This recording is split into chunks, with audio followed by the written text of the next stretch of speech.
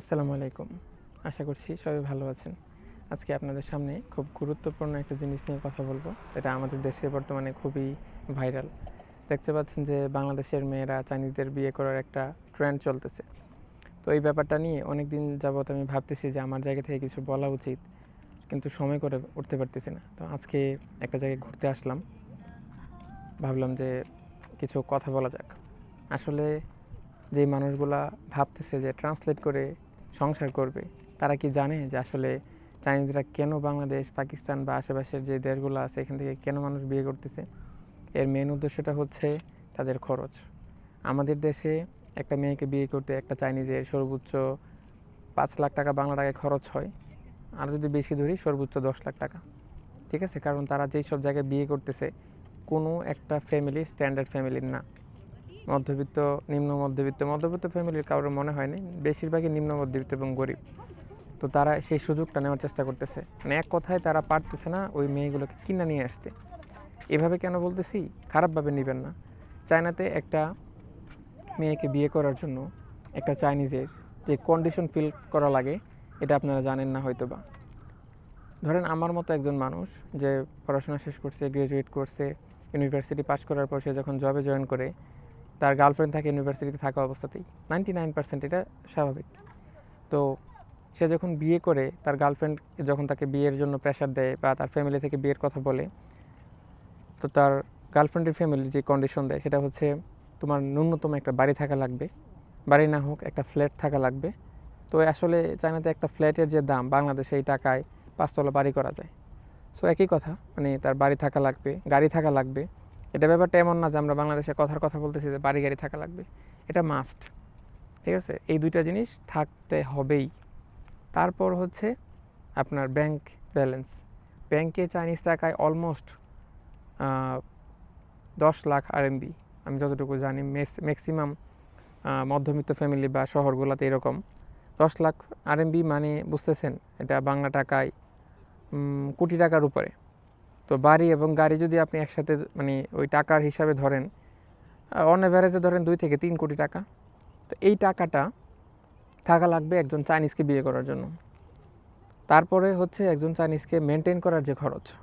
একটা চাইনিজ মেয়ে ঘুম থেকে উঠে তার কফি, ড্রিঙ্কস, ব্রেকফাস্ট, তারপরে হচ্ছে দুপুরের আবার খাওয়া দাওয়া ছাড়া, মানে মোট কথা খাবারটা তো সবাই আমরা খাই, কিন্তু এর বাইরে যে খরচগুলো থাকে, হ্যাঁ, এগুলো হচ্ছে ধরেন কি বলে, শপিং, কসমেটিক্স, পার্লার, তারপরে তার প্রসাধনী, এর বাইরে চা কফির যে খরচ। আমাদের দেশে চা খাইতে কত টাকা লাগে? আপনি চাইলেই কোনো একটা গলির মোড়ে গিয়ে 5-10 টাকায় চা খাইতে পারতেছেন।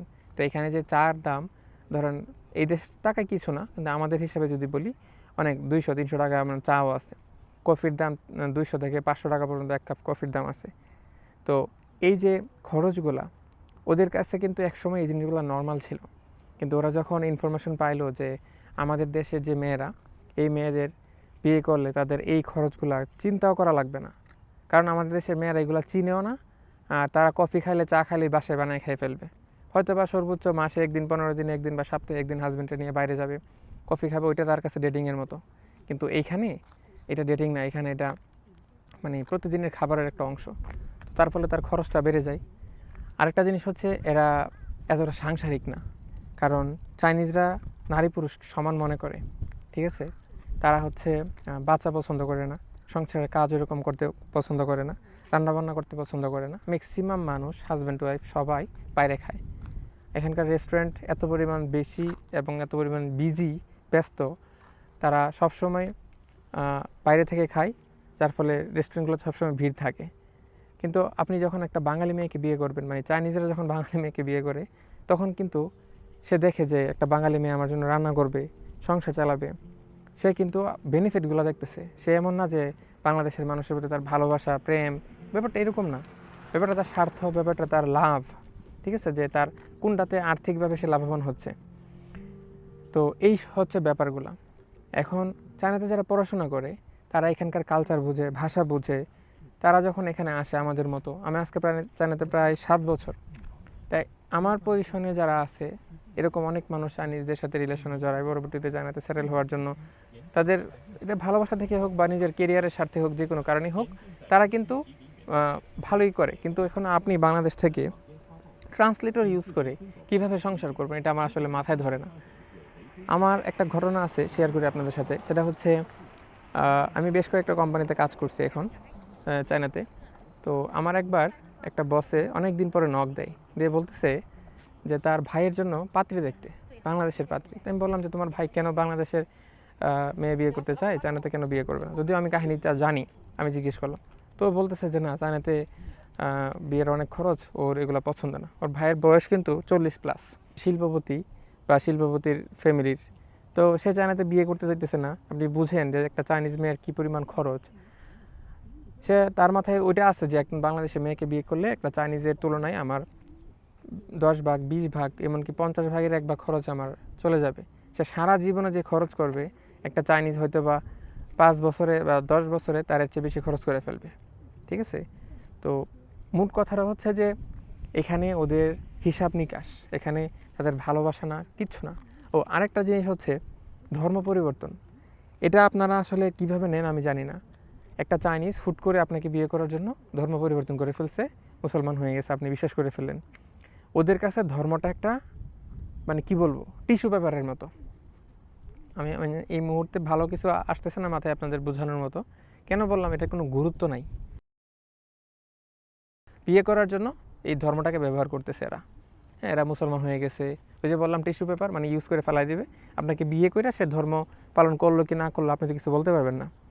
এখন হয়তো বা এটা আমাদের ধর্মে ওইভাবে জায়েজ আছে যে আপনি মুসলমান হইলেন, কালিমা পড়লেন, সবাইকে সাক্ষী রাখা আল্লাহর কাছে আপনি যদি মুসলমানের কাতারে পড়েন, অবশ্যই আপনার বিয়ে হয়েছে হালালভাবে। কিন্তু সে আসলে কোনোদিনও মুসলমান হবে না। সে হয়তো আপনার জন্য শুকর খাওয়া ছাড়তেও পারে, আমি শিওর জানি না। কিন্তু কথা হচ্ছে সে মুসলিম বা রিলিজিয়নটাকে ওইভাবে নিবে না, কারণ এরা এই ধর্ম পালন করার সময় এদের কাছে নাই। ঠিক আছে? চাইনিজ যারা অরিজিনাল চাইনিজ ধর্ম মানে না, 90% মানুষই হচ্ছে নাস্তিক। এরা কোনো ধর্মে বিশ্বাস করে না।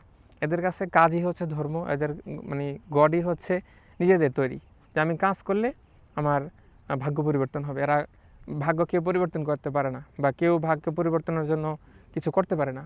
ওরা এটা বিশ্বাস করে। তো কথা একটাই যে ওরা যে ধর্মটা পরিবর্তন করতেছে এটা শুধুমাত্র আপনাকে বিয়ে করার জন্য। ব্যাপারটা এমন না যে তোমাকে ভালোবাসি এই জন্য আমি আমার জীবনের ওই জিনিসটা স্যাক্রিফাইস করতেছে না। এটা জাস্ট আপনাকে বিয়ে করার জন্য সে ইউজ করতেছে। তো এখন আপনি একটা জিনিস ভাববেন যে বিয়ে করার আগে ট্রান্সলেট করে আপনি সারা জীবন সংসার করতে পারবেন কিনা। আপনি যে মানুষগুলো আমি দেখছি টিভিতে যে চাইনিজ বিয়ে করতেছে, ম্যাক্সিমামই মানে হাই স্কুল লেভেলের, কলেজ পাস করা মানুষ খুব কম দেখছে, গ্রামের অশিক্ষিত মানুষগুলা, গরিব ফ্যামিলির। তো এই জিনিসগুলো আসলে নিজেদেরকে বিক্রি করে দিতেছেন আপনারা। আসার পরে বিপদে যখন পড়বেন তখন বুঝবেন কাউকে আশেপাশে না পাইলে। ঠিক আছে? কারণ জীবনটা এত সহজ না। আমরা এখানে আসছি অনেক দিন যাবত। তো আমরা এখানে জানি যে ট্রান্সলেট করে জীবন চলে না, সংসার চলে না। যারা এখানে আছে এরা যদি ভাষা বুঝে, অন্তত আপনি যদি ভাষাটা পারেন, কথার কথা ধরেন আপনি ইন্টার পাস করছেন, ঢাকা কোনো জায়গায় বা বাংলাদেশে কোনো জায়গায় চাইনিজ ভাষা শিখছেন, অথবা আপনি নিজে নিজে আলট্রা ট্যালেন্টেড পারসন, আপনি ভাষাটা পারেন, তখন আপনি কোনো একটা চাইনিজের সাথে কথা বলতে বলতে পরিচয় হয়েছে, প্রেম হয়েছে, তখন বিয়ে শাদী করলেন। এখানে আমি বাকি সব কিছু বাদ দিয়ে দিলাম, টাকা পয়সা, ধর্ম টর্ম, জাতি সব বাদ। আপনি ভাষা পারেন, তার সাথে আপনি কথা বলতে পারবেন, সংসার করতে পারবেন, দ্যাটস ওকে। কিন্তু আপনি যে কাজগুলো করতেছেন ট্রান্সলেট করে করে প্রত্যেকটা জিনিস আপনি তো ভালো করে নিহা উচ্চারণ করতে পারবেন না। তো আপনি যে সংসার করতে আসতেছেন, এখানে জীবনের কত আবেগ অনুভূতি, ভালো সময় খারাপ সময় আছে, এগুলো কেমনে করবেন? আপনি কি ভাবতেছেন যে আপনি চাইনিজ পারেন না, আপনাদের মধ্যে ঝগড়া হবে না, বা আপনাদের মধ্যে খারাপ সময় আসবে না? আপনি যে কী পরিমাণ বিপদে পড়বেন আপনার কোনো কল্পনাও নেই। কারণ আপনার মাথায় ইন্টেনশন হচ্ছে যে আমি চায়নাতে গেলে একটা উন্নত জীবন ব্যবস্থা পাবো, হ্যাঁ, যেটা আমার বাংলাদেশে কোনো দিনই সম্ভব না। আর চাইনিজের মাথায় হচ্ছে যে আপনাকে বিয়ে করলে সে আর্থিক দিক দিয়া লুজার হওয়ার অপশনটা ছিল চাইনিজ বিয়ে করলে, সেটা হবে না। তো আপনারা ওই দুইজনের স্বার্থে বিয়ে করতেছেন। এটা আসলে সংসার না। বিয়ে খুব সেন্সিটিভ একটা জিনিস। হ্যাঁ, সারা জীবন একজন মানুষের সাথে ভালো সময় খারাপ সময় পার করার একটা যাত্রা। তো এইখানে আপনি এইভাবে হিসাব নিকেশ করে যখন বিয়েতে আগাবেন, আপনি ভালো থাকবেন না কখনোই। সো এই কাজগুলো করার আগে 10 বার ভাববেন। ঠিক আছে? আর এটাই অফিসিয়ালি যতটুকু জানি যে চায়না এম্বাসি এখন বাংলাদেশে এই ধরনের যারা বিয়ে শাদী করতেছে তাদেরকে ভিসা দেয় না। অফিসিয়ালি যতটুকু দেখছি আর কি, এটা সম্ভবত নোটিশও ছিল একটা যে এই ধরনের ভিসা কাউকে দেওয়া হবে না।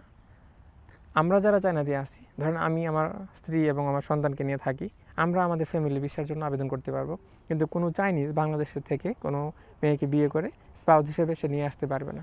তো এটা ভালো করছিল, তো এখন আসলে কতটুকু কার্যকর আছে তা আমি জানি না। তো অনেক কথা বলে ফেলছি, আপনারা আশা করি কিছুটা হলেও বুঝতে পারবেন। ঠিক আছে, এই ব্যাপারগুলো সতর্ক থাকবেন। আশেপাশের কোনো মানুষ যদি এই ধরনের সম্পর্কে জড়ায় তাদেরকে বোঝানোর চেষ্টা করবেন, তারপরে যদি না বুঝে কিছু করার নেই।